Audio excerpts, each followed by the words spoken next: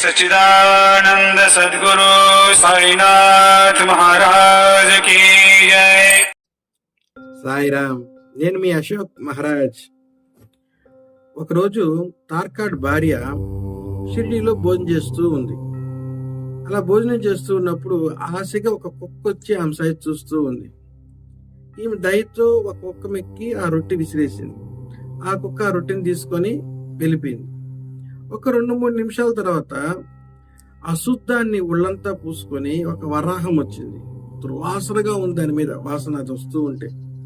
పంది అంటాం కదా, ఈ పంది వచ్చేటప్పటికి అందరూ చెదిరించుకునేటువంటి ఆ పందిని ఈ తల్లి మాత్రం దయతో ఇంకొక రొట్టె ముక్క ఇసిరేసింది.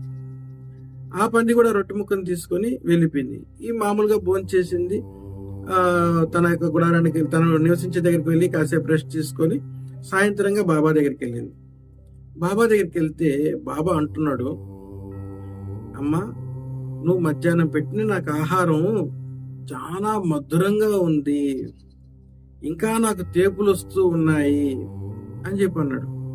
దీనికి ఆమె అనింది, బాబా, మీరు పొరపడుతున్నారు, నేను మీకు ఆహారం పెట్టలేదు. ఎందుకంటే షిరిడీలో ఇప్పుడు దాకా నేను వండనే లేదు. నేనే సుగుణ నాడీపే హోటల్లో డబ్బులు ఇచ్చి మరీ భోజనం చేస్తూ ఉన్నాను. అలాంటప్పుడు నీకెక్కడ నేను ఆహారాన్ని పెట్టాను బాబా అని చెప్పి బాబా అని అంటాడు. అప్పుడు బాబా వివరంగా చెప్తాడు, అమ్మా, నువ్వు భోజనం చేసేటప్పుడు ముందు ఒక కుక్క వచ్చింది, దాని తర్వాత ఒక వరాహం వచ్చింది. అందరూ చెదిరించుకునేటువంటి వరాహాన్ని నువ్వు దయతో దానికి ఆహారాన్ని అందించావు. అమ్మా, ఎప్పుడు కూడాను సకల జీవుల యందు దయతో అలానే ఆహారాన్ని అందించు. భగవంతుడు నిన్ను దీవిస్తూ ఉంటాడు. నీ ఇంట ఆహారానికి కొరత లేకుండా చూసుకుంటాడు. ఈ మాట బాబా చెప్పడం జరిగింది. మీ జీవితంలో కూడా ఏదైనా భగవంతుడి యొక్క అనుగ్రహం, భగవంతుడి యొక్క లీలలు ఉన్నట్లయితే మాతో పాటు షేర్ చేసుకోండి. వాట్సాప్లో వాయిస్ మెసేజ్ కావచ్చు, లేదంటే టైప్ చేసి పంపించినట్లయితే 10 మందికి తెలియజేసేదానికి ప్రయత్నం చేస్తాము.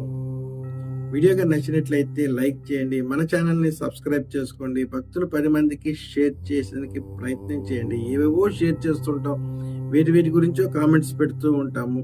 మీ అభిప్రాయాన్ని కామెంట్స్ రూపంలో తెలియజేస్తూ రండి. సర్వే జనా సుఖినో భవంతు. సర్వత్రా శుభం కలగాలని కోరుకుంటూ సాయిరామ్.